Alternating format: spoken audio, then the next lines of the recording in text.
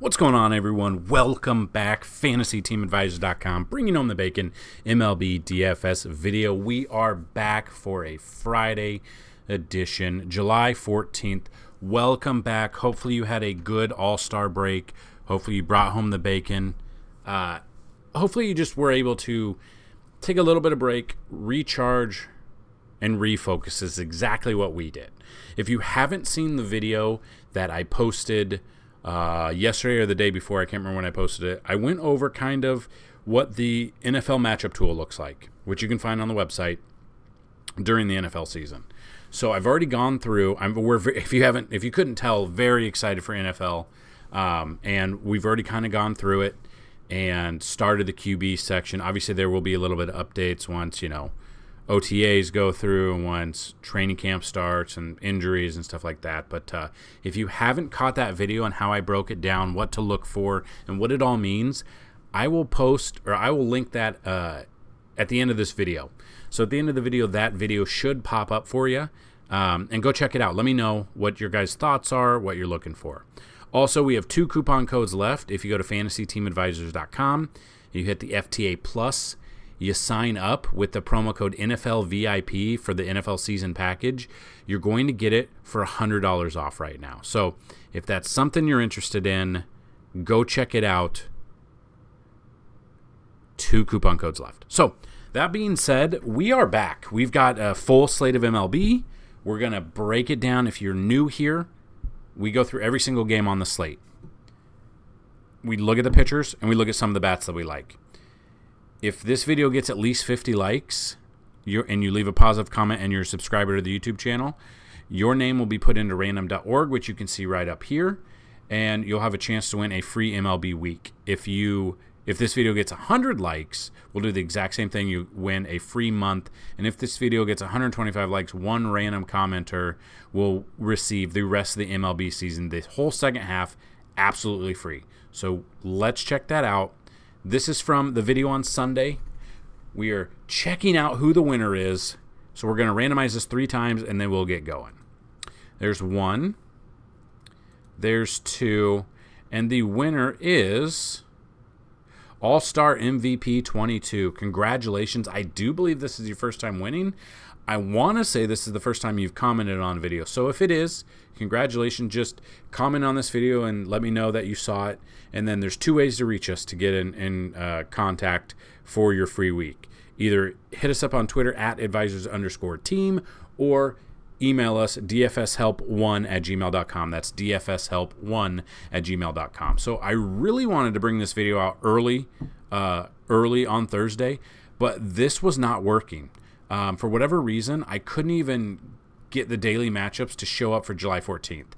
I could on mobile. I could not on the actual desktop website, which just doesn't make any sense to me. But there are a couple things in the works. I am going to be I can't really discuss all of it yet, but your boy is going to be considered a DFS fantasy football expert on an app on the iPhone, and there'll be more to come with that. Pretty excited for it. They noticed that the videos were doing well for MLB. They found us up on Twitter, hit us up, and very excited. So stay tuned. There'll be some news coming out on that as well. So let's just jump into it. We're not looking at any weather right now. We do have a weather tab on the cheat sheet, so that will come into effect in the morning, usually by 10 a.m. Central of the said day. But we're going to just go over all of the games like there's no weather concern. So once the weather comes through, we will look at that. So looking at this, Padres at the Phillies, for whatever reason, this game is early by 1 hour. I'm not really sure why. If anyone knows why this is an hour earlier, if you're in the Philly region, let me know, but I just don't know. So you got Darvish versus Christopher Sanchez. Darvish, 142 plate appearances, 23.9 K percentage, a 212 batting average against him. And then Sanchez, 5 plate appearances, 200 batting average. So he hasn't obviously done much at all. We can't really play this game. So if you're playing the all-day slate, okay, you could look at this. If we're going to look at the bats that have had success against Darvish for the Phillies, if we're not taking Darvish, Castellanos is 4 for 22, former teammates.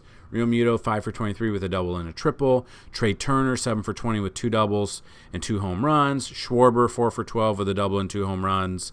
Harper, 3 for 12 with 2 home runs. So when he's not doing well, he's getting hit hard for extra base hits. He's got 13 extra base hits on him and 36 strikeouts. So I honestly don't know. I think I'd probably rather stack the Phillies. But again, this is an early, you'd have to play the early only slate. I don't really like that this game is an hour early. So we probably won't have any. But if you're like sports betting, completely okay with you taking any of those batters for extra base hits and home runs for there.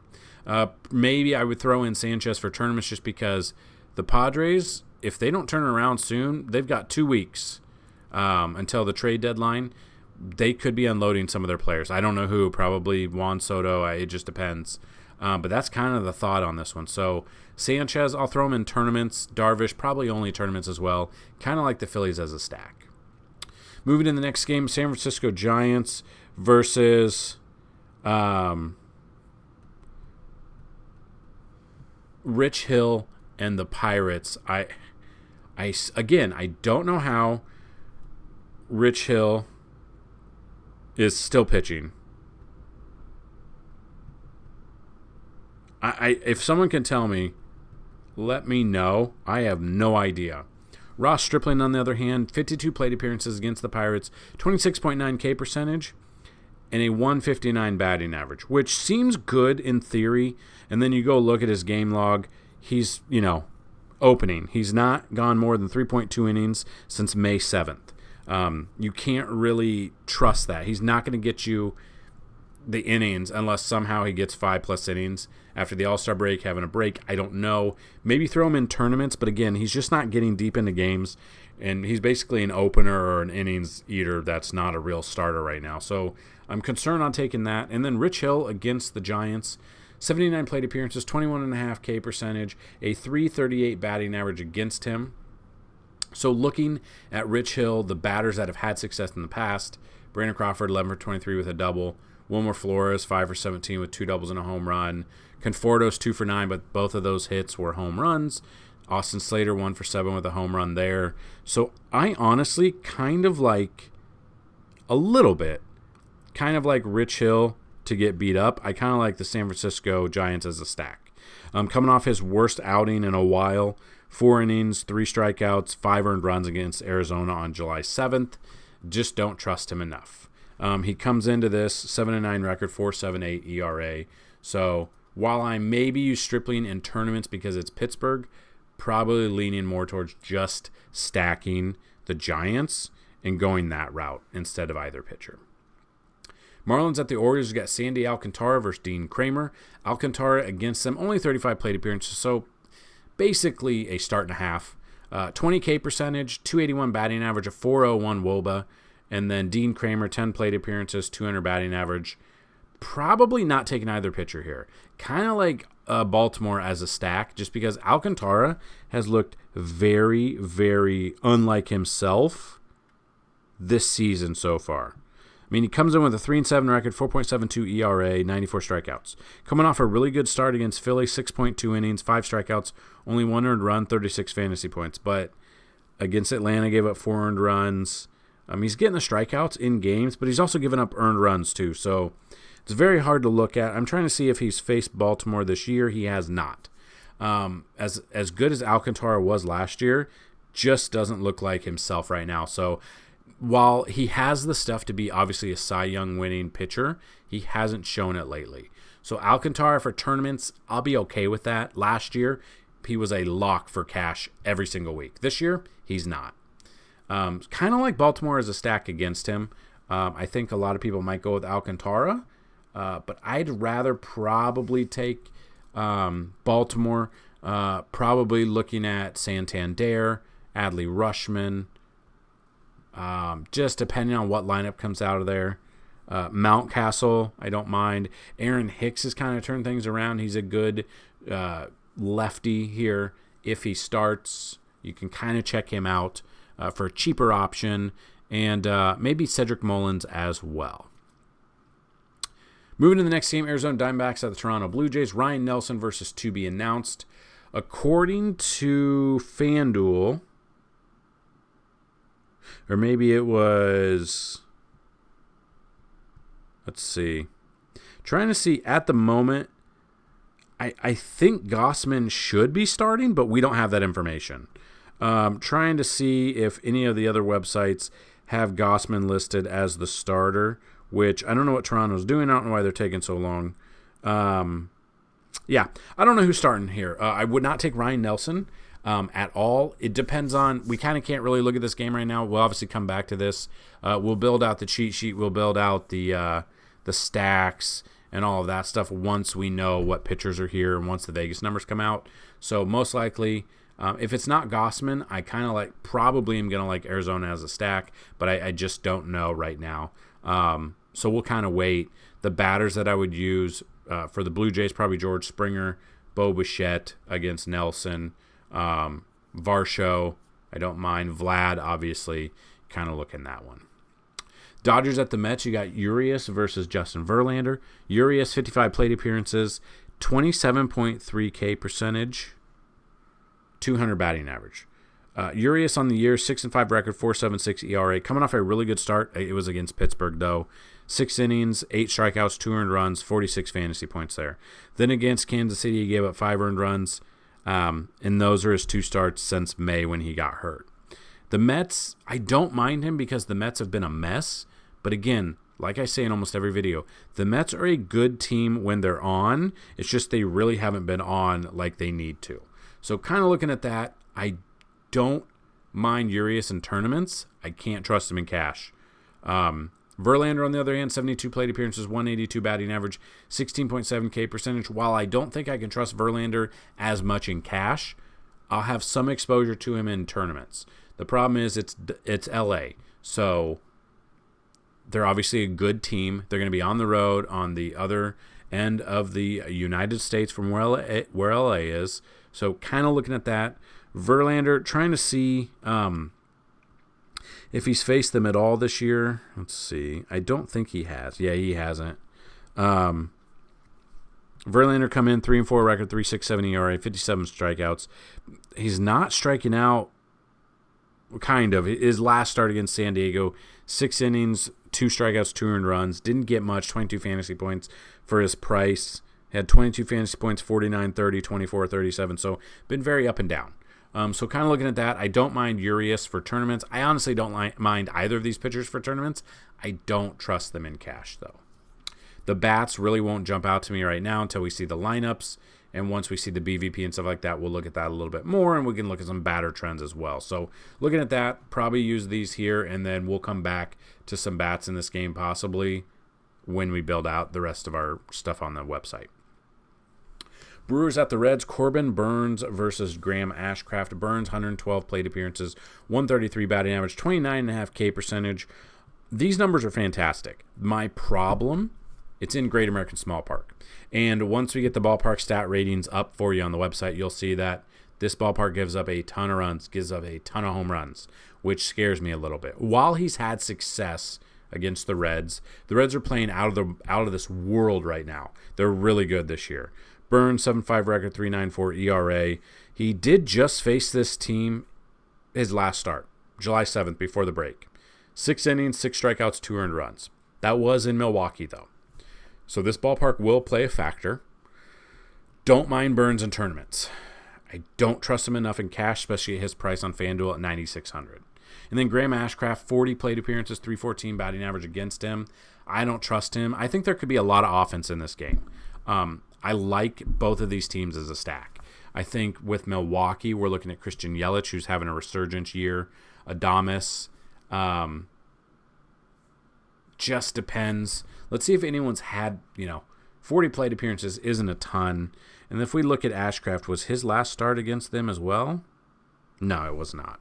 He did face them back on June 3rd, only went 4 innings, had 10 earned runs against Milwaukee, and that was at home.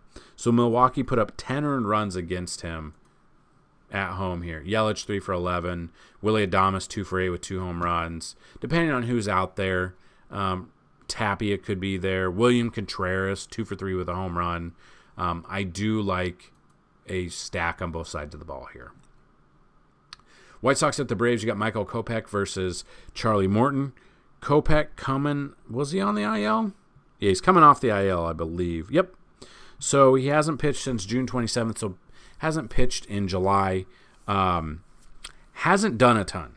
4 innings against the Angels, 3 strikeouts, 2 earned runs. Against Texas, 4 innings, 5 strikeouts, 3 earned runs. He's gotten less than 25 fantasy points his last 3 starts. He's going up against Atlanta. In Atlanta, I'm stacking the Braves here. Pretty much top to bottom, it really doesn't matter. Acuna's been on fire. If Acuna gets on, he's going to get a stolen base. Might be one of my favorite prop bets of the day is a stolen base out of Acuna. And then looking at Charlie Morton, 44 plate appearances, 293 batting average. I don't mind him. It just really depends. So Luis Robert tweaked his hamstring or calf during the home run derby. Let's see if he's got any designation as of now. I don't know if he is. So yeah, day-to-day with his calf injury. So he did sit out of the All-Star game, didn't play it. Did have an MRI. Everything looked good. So this is something. If Luis Robert is out of this lineup, I like Charlie Morton even more. So this is something to monitor. I will have exposure to Morton. I won't have any exposure to Kopech, but I will be looking at the Braves. Matt Olson, Acuna, Ozzie Albies, Austin Riley. I mean, pretty much top to bottom, they're hitting the ball all over the place. So I'm not trusting Kopech. I'd rather have Charlie Morton and the Braves. Red Sox at the Cubs, you got Brian Bayo versus Kyle Hendricks. Hendricks, his numbers are good, 68 plate appearances, 254. He's not getting you enough fantasy points that constitutes wanting to use him. His last start against the Yankees last weekend, 5.2 innings, gave up 10 hits, 4 earned runs, 5 strikeouts, 20 fantasy points. Got 5 strikeouts against Milwaukee, and so he's had back-to-back 5 strikeout games, and then that's the most amount of strikeouts he's had in a game. Depending on, I might like him a little bit more in tournaments just because it's not in Boston, but I'm probably looking at some Boston bats here. Verdugo, Devers, especially in Wrigley. I'm taking my chances on Red Sox stack. Probably won't have any exposure to Hendricks at all. Guardians at the Rangers, you got Aaron Savale versus John Gray. Savale, 51 plate appearances against him. 23.5 K percentage, 239 batting average. Savale just had a good game his last start. Again, it was Kansas City. Pretty much every pitcher has a good game against Kansas City. 7 innings, 9 strikeouts, no earned runs, 58 fantasy points. Texas is not Kansas City. You don't need me to tell you that. I think Savale could have a good game, but I'm probably leaning more towards taking Texas bats. I don't mind taking John Gray either. Tournaments, I'm okay with that. 48 plate appearances against the Guardians, 12.5 K percentage, 189 batting average. Kind of like me some Gray, and I do like the Texas Rangers bats. So Adolis Garcia, coming off the home run derby, coming off that amazing catch in the first inning of that game. Now they're back home. Corey Seager, Marcus Semien, Josh Young, Jonah Heim is one of my favorite catchers on the slate. So I'm probably stacking Texas, and I'll have some John Gray, and I maybe contrarian throw in Savale, but that's basically it. I don't trust him enough. Tampa Bay Rays at the Royals, Tyler Glasnow, a.k.a. Cillian Murphy, a.k.a. Oppenheimer. Tell me he doesn't look exactly like him. Versus Kansas City, Alec Marsh. This is my favorite pitcher on the slate.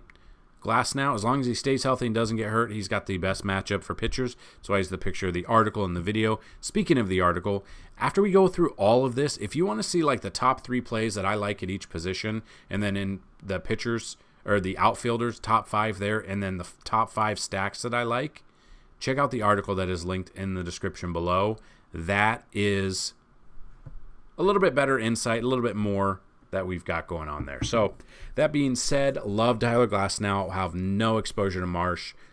Don't be surprised if Glasnow has 10 strikeouts in this game. As long as he stays healthy, I really like him in this game. Speaking of liking, if you guys like the video, you are a subscriber, and you tell us who is going to hit home run, what inning they're going to hit it in, and the distance traveled as a tiebreaker, you will have a chance to win a free week of MLB DFS content brought to you by FantasyTeamAdvisors.com. So all you got to do is those 3 simple rules. Very easy, very safe, very fun. we've had a lot of winners. So go check that out. And that will constitute you liking the video and leaving a comment to be chosen for random.org. So you could technically win 2 weeks right there. Nationals at the Cardinals, you got to be announced for Miles Mikolas. I did read that it might be Patrick Corbin.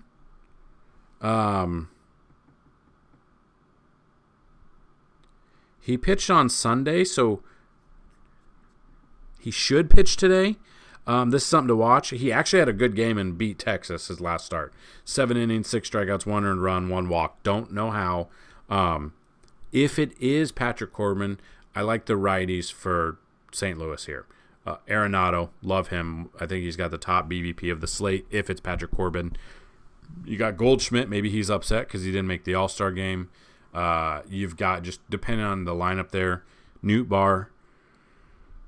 Who else am I missing? Paul DeYoung at the top. If this is, in fact, Patrick Corbin, Paul DeYoung at the top, Goldie, Arenado, Wilson Contreras, Jordan Walker's a cheaper option. Luke and Baker. Who is that? Oh, he's been up. He got called up. Well, let's kind of make sure he's in. He got called up to play, but he could be sent down. So we kind of just have to wait and see in that one. So those are all cheap options. Mikolas against the Nats, 61 plate appearances, 310 batting average. Let's dig in and see if it's actually 310 or if it's like a couple of batters. And then everyone else is kind of just not helped the thing here. So, yeah, 21 plate appearances of the 68 are Corey Dickerson. He's batting 300. 3 for 7 is 429. 400, only 2 hits. These numbers are skewed. Mikolas could be a sneakier option. We've used him the past couple of times. People have asked if we should start him or not, and he's been in there for tournaments, and he's helped you out. He's a salary relief type pitcher because he is only 7,000, and then you could build around him there. So if this is Patrick Corbin, I like Mikolas here and the Cardinals bats. And I really don't like any of the Washington bats here. Yankees at the Rockies. So this one's interesting. Yankees obviously don't go to Colorado a lot. We know that Colorado, a lot of power hitters hit home runs here. You got battle of the lefties. You got Carlos Rodon, who's making his second start of the year with the Yankees. So looking at that, he didn't do too bad. I mean, he only went 5.1 innings against the Cubs, 2 strikeouts, 2 earned runs, 16 fantasy points. So obviously got to go deeper into games with his price at 9,300 on the slate. Kind of hard. Very surprised he's still priced this high in Colorado. Had success against this team before. Obviously, he faced them while being with the Giants last year. 65 plate appearances, 35.4 K percentage, 211 batting average. Austin Gomber, 16 plate appearances, 250. I don't mind Rodon here for tournaments, and I do like the Yankees righties as a stack. Again, if Stanton plays the outfield, love me Stanton as one of my top bats. Wouldn't be surprised if he hits a home run. I'm looking for a stack here. I'm looking at Gleyber Torres, especially if he leads off. Harrison Bader, Stanton. I don't mind Rizzo at all, just depending on where he's at in the lineup, but I feel like he will be in here because he's played in this stadium before. We'll see the little reunion of Rizzo with Chris Bryant in this game. Whether or not that has a factor, we don't know, but I do like the Yankees as a stacker. Anthony Volpe, ever since eating some chicken parm with their AAA catcher Austin Wells, has been knocking the cover off the ball. Love me some Volpe, especially if he gets on base. He's another stolen base as well. So I am stacking the Yankees, and I will have some Rodon in tournaments. Will not have him in cash, though, because, again, it is Colorado. You got the Astros at the Angels. You got JP France versus Shohei Ohtani. France, 14 plate appearances, 214. Not much going on. Ohtani, 131 plate appearances, 230. I don't mind Ohtani here. He's had success. He shows up in big games here. This is a big game for him with Houston. There's talk about possibly Ohtani getting traded. The newspaper, or Buster Olney, said the Yankees would be the top option. Whether or not that happened, that would be amazing if it did. Then there's reports that there's no way the Angels would trade him. I don't know why the Angels wouldn't trade him. The Angels are not going to the postseason. They're not going to make it. They're out. We know this. They're not going to make the postseason. Why wouldn't you trade Ohtani, the best player in baseball, maybe ever in baseball? The haul for him for 3 months would be amazing. And then think of it like this. When the Yankees traded Aroldis Chapman to the Cubs, they traded him. The Cubs won the World Series. Then the Yankees re-signed him. The Angels could re-sign him if they wanted. They won't because he's going to make like $500 million. He could be showcasing. If he has a good game and the Angels lose out the second half, they trade him. He has a good game against Houston. That's it. It's on one of the best teams in baseball. We know that. I still like him here. But the FanDuel's thing is he's only getting, from what I'm reading, is Ohtani will accumulate points for offense only on this slate. So he's pitching. So you're not getting any pitching points for him. You're only getting bats, which doesn't make sense to me. I don't like how they do this. I do like Ohtani, but if we can't even use him, I don't know about DraftKings. So that's something to look at. I'll have JP France in tournaments. I won't have him in cash. No real bats jump out to me. Ohtani jumps out DHing. If he pitches and hits home runs, double the points there. So on DraftKings. So I do like Ohtani. I went on a rant. I apologize for that rant. So Twins at the Athletics. You got Kenta Maeda versus to be announced. Maeda, 23 plate appearances, 409. Maeda here in Oakland. Love this. The problem is Maeda, coming back. He's had how many starts? He's had 3 starts since off the IL. 55 fantasy points his last start against Kansas City. 9 strikeouts, 1 earned run. We used him. We loved him. Obviously, he hasn't pitched since July 4th, so last Tuesday. So it's been a week and a half. I don't know if that's going to affect him. That is also something you got to think about. These guys are creatures of habit. They pitch every 5 days. He's got a great matchup against Oakland, in Oakland, which is a huge park. It's a pitcher's park. Don't know if it's going to affect him. I will look at Maeda here, but I'll be cautious with it. I won't be over the field because it's been a week and a half since he's pitched. Obviously, we don't know who the pitcher is, but there might be some Minnesota bats that we like as well. Kind of got to wait to see. So Maeda, cash or tournaments, I don't mind. Just don't go too heavy on him because I don't know how it's going to affect the time off. Then you got the final game, Tigers at the Mariners. You guys need to tell me this. Why is Eduardo Rodriguez the most expensive pitcher on the slate, $10,400 on FanDuel, while Glasnow, who has the best matchup, is $10,000? And Luis Castillo has a really good matchup, $9,700 here. We've got Eduardo Rodriguez, who has pitched 1 time since May 28th. That was July 5th, 4 innings, 7 strikeouts, 5 earned runs, only had 18 fantasy points, and now FanDuel has him as the highest priced pitcher on the slate. In 99 plate appearances against the Mariners, 304 batting average, 29.3 K percentage out of him. And Luis Castillo here, out of there, 47 plate appearances, 244 batting average, 29 plate appearances, or 29.8 K percentage there. I love Luis Castillo here. Gets to stay home. Just had the All-Star game. Gets to stay home. Didn't have to travel. Against Detroit, I will take that. I do not trust Eduardo Rodriguez. I'll be looking at stacking the Mariners against him. I'll be looking at Teoscar Hernandez. I'll be looking at Julio Rodriguez, Eugenio Suarez. Depending on who else is out there, maybe a little bit of Kelenic, lefty-on-lefty matchup. Maybe some Ty France.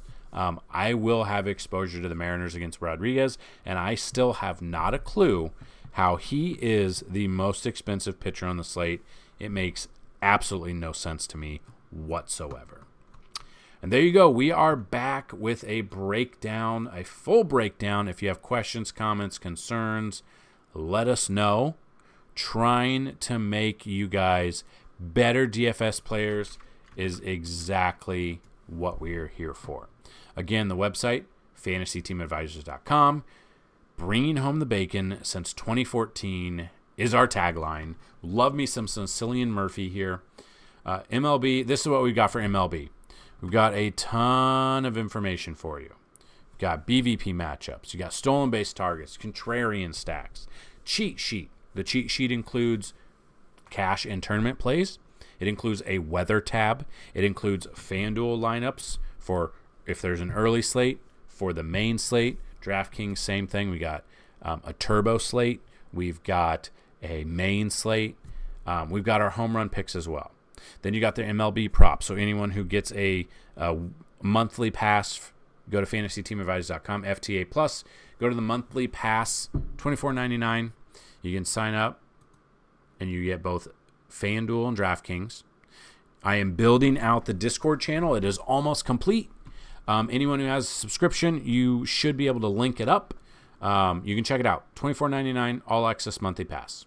This one's going away, so don't use this one. It's dropped down to $24.99. I've got to get this converted over.